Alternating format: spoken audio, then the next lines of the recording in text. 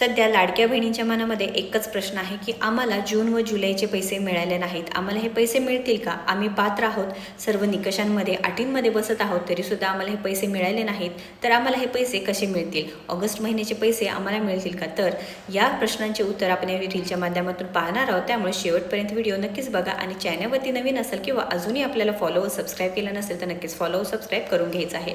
तर लाडक्या बहिणींनो, तुम्हाला काय करता येणार आहे? तर विनंती अर्ज करता येणार आहे, म्हणजेच काही रिक्वेस्ट फॉर्म करता येणार आहे.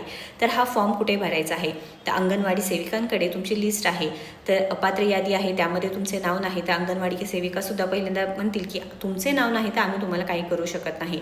तर यासाठी काय करावं लागणार आहे आपण पाहून घेऊ. तर बहिणींनो, तुम्हाला काय करायचं आहे? तुम्हाला विनंती अर्ज भरायचा आहे. तर तुम्हाला तुमच्या पंचायत समिती कार्यालयात जायचं आहे. पंचायत समिती कार्यालयामध्ये जाऊन तुम्हाला या ठिकाणी महिला व बाल विकास विभागाच्या प्रकल्प अधिकारी यांची भेट घ्यायची आहे व महिला व बाल विकास विभागाच्या प्रकल्प अधिकारी यांना सांगायचं आहे की तुम्हाला या योजनेचा लाभ मिळत नाही, तुम्ही या योजनेमध्ये पात्र आहे तरी देखील तुम्हाला तुमचे पैसे मिळणे बंद झाले आहेत.